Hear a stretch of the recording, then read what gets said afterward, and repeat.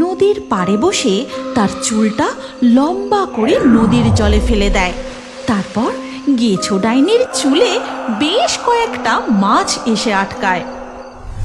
রাত গভীর হতেই নিমতলার শ্মশানের পাশে উশ্রী নদীর ঘাটে বসে মেছো পেতনি রোজ রাতে তার লম্বা হাত বাড়িয়ে নদীর জল থেকে মাছ ধরে। এমনই এক রাতে, গেছো ডাইনি, খুব খারাপ হচ্ছে কিন্তু। তুই আমার মাছ ফিরিয়ে দে বলছি। কত কাল আমি মাছ খাইনি, তোর ভাগের একটা মাছ যদি আমি খাই তো কি এমন হবে শুনি? তুই তো মেছো পেতনি, যখন চাইবি তখনই মাছ ধরে খেতে পারবি। না না, হবে না। আমার মাছ আমাকে ফিরিয়ে দে। কত কষ্ট করে মাছটা ধরলাম, আর সেটা নাকি তুই খেয়ে নেবি। আহারে, খুব শখ। তুই গেছো ডাইনি, গাছেই থাক। মাছ খাবারও তো লোভ কিসের?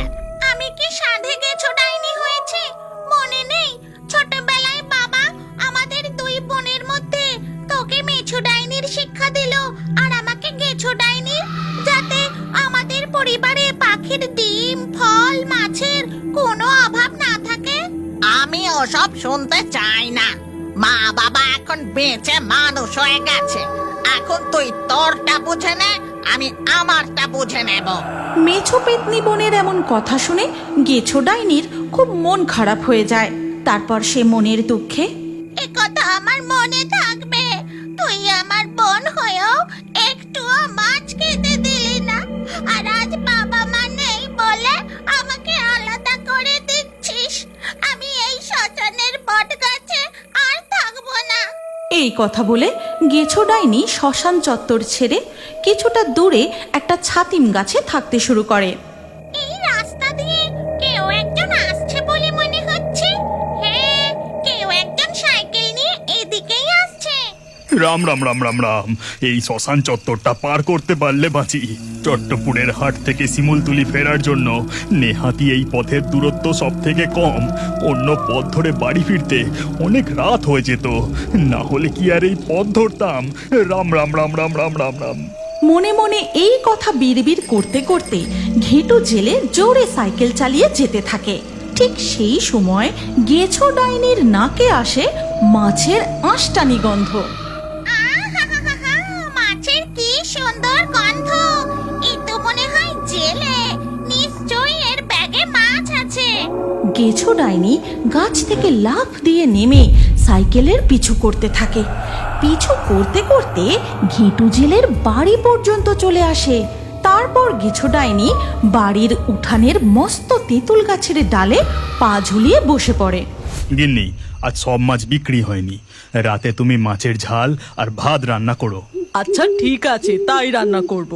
এরপর রাতে ঘেটু জেলে তার মেয়ে ও গিন্নির সাথে খেতে বসে। মা, আমার পাত থেকে মাছ তুলে নাও। তুমি জানো না আমার মাছ খেতে একদম ভালো লাগে না। এই বয়স থেকে মাছ মাংস খাওয়া ছেড়ে দিলে শক্তি কোথা থেকে আসবে? একটু অন্তত খা মা। না, আমি একটুও খাবো না। আমার মাছের কেমন আঁশটানি গন্ধ লাগে, আর সেই গন্ধে আমার বমি পায়। ছি! মা, তুই জেলের মেয়ে হয়ে মাছ খাবি না? অল্প অল্প খা, দেখবি একদিন ঠিক অভ্যাস হয়ে যাবে। তখন আর একটুও গন্ধ লাগবে না। আর এই সমস্ত কিছু তেঁতুল গাছে বসে বসে দেখছিল ডাইনি। মরে যাই, মরে যাই। জেলের মেয়ের আহ্লাদ দেখে আর পারি না। কেউ মাছ খেতে চায়, সে পায় না, আর কেউ মাছ পেলে তা খায় না। ওদিকে সবার খাওয়া দাওয়া হয়ে গেলে জেলের বউ বলে, নিনি তো মাছ খেলোই না। যাই রান্নাঘরে ঢাকা দিয়ে রেখে আসি। আর বলি কি, তুমি কাল ভোরে মাছ ধরতে যাবে তো? হ্যাঁ গিন্নি, কাল ভোরে লক্ষণপুর গ্রামের এক দিঘিতে জাল টানা দিতে যাব। বেরোনোর আগে মনে করে জালে জলপরীর জাদুর আঁশটা স্পর্শ করিয়ে নিও। হ্যাঁ গিন্নি, জলপরীর আশীর্বাদী আঁশ দিয়ে আজকাল জালে ভালোই মাছ উঠছে। আমাদের আর কোনো অভাব নেই গো।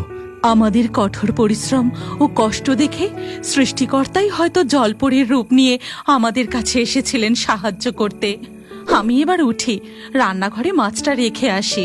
জেলের বউ অবশিষ্ট মাছ রান্নাঘরে ঢাকা দিয়ে রেখে দেয়। তারপর রাতে সবাই ঘুমিয়ে পড়লে গেছো ডাইনি এই তো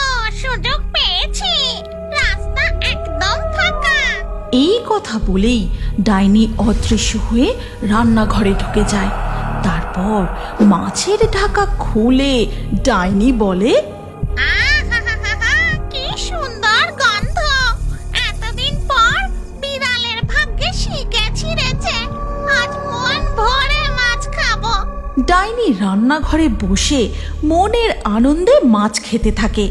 তারপর সব কটা মাছ খাওয়া হয়ে গেলে ওটা কি কাচের জারে আমার চকচক করছে? জেলের বউ কোনো এক জাদুর জলপরীর আঁশের কথা বলছিল না? ওটা জালে ঠেকিয়ে নাকি জেলে অনেক মাছ ধরে? একবার ভালো করে দেখি তো। এই কথা বলেই গেছো ডাইনি কাঁচের জারটি হাতে তুলে নেয়। তারপর তার মধ্যে থেকে জলপরীর আঁশটি বের করে ভালো করে দেখতে থাকে। ঠিক সেই সময় তার হাত ফসকে কাঁচের জারটি মাটিতে পড়ে ভেঙে যায়। গিন্নি, ও গিন্নি, রান্নাঘরের দিক থেকে একটা জোরে শব্দ এলো। ঘরে চোর ঢোকেনি তো? বলো কি? জলপরীর আঁশ তো রান্নাঘরেই রাখা, তাড়াতাড়ি গিয়ে দেখো। ঘেঁটু জেলে হাতে একটা লাঠি তুলে নিয়ে রান্নাঘরের দিকে যায়। এই, কে রান্নাঘরে ঢুকেছিস? বেরিয়ে আয় বলছি। এই রে, মনে হয় এই দিকে কেউ আসছে। কিন্তু এই জলপরীর আঁশ এখন কি হবে? না না, এই আঁশটি বরং আমি আমার চুলেই স্পর্শ করিয়ে নি। গেছো ডাইনি জলপরীর আঁশ তার চুলে স্পর্শ করিয়ে রান্নাঘরের মেঝেতে ফেলে রেখে সেখান থেকে অদৃশ্য হয়ে চলে যায় সোজা তার এলাকায়। দেখি তো জেলের বউয়ের কথা সত্যি কিনা মিথ্যে। নদীর পাড়ে গিয়ে একবার জলে চুলটা ডুবিয়ে দেখি কোনো মাছ আটকায় কিনা। নদীর পাড়ে বসে তার চুলটা লম্বা করে নদীর জলে ফেলে দেয়। তারপর গেছো ডাইনির চুলে বেশ কয়েকটা মাছ এসে আটকায়। চুলে তো বেশ টান পড়ছে, মনে হচ্ছে মাছ আটকেছে। এবার চুলটা তুলি। গেছো ডাইনি তার চুল উপরে তুলে দেখে তাতে সত্যি সত্যি মাছ আটকেছে। তারপর সে টপা টপ করে মাছগুলো খেতে শুরু করে। আহাহাহাহা, টাটকা মাছের কি স্বাদ! এবার থেকে আমার মাছ খেতে ইচ্ছে হলে আমি নিজেই নদী থেকে মাছ ধরে খেতে পারবো। এই কথা বলে গেছো ডাইনি গাছে উঠে পড়ে।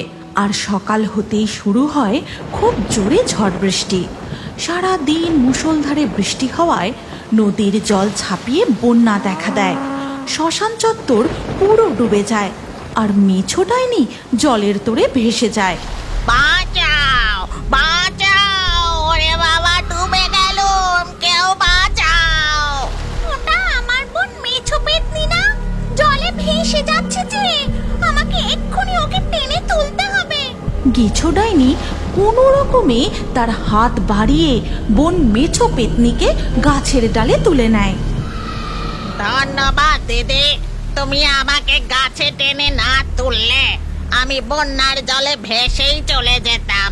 বিপদের সময় একে অপরকে সাহায্য করাই তো আমাদের কর্তব্য। এরপর থেকে দুই বোন মেছো পেতনি ও গেছো ডাইনি একসাথে মিলেমিশে নিমতলার শ্মশানে থাকতে শুরু করে। এই গল্পের পরবর্তী পর্ব যদি তুমি দেখতে চাও তাহলে কমেন্টে নেক্সট পার্ট অবশ্যই লিখো। আর আমাদের রিও বার্ডস ফেসবুক পেজটি এক্ষুনি ফলো করে নাও। এই গল্পটি ভালো লাগলে লাইক করে শেয়ার করে দাও।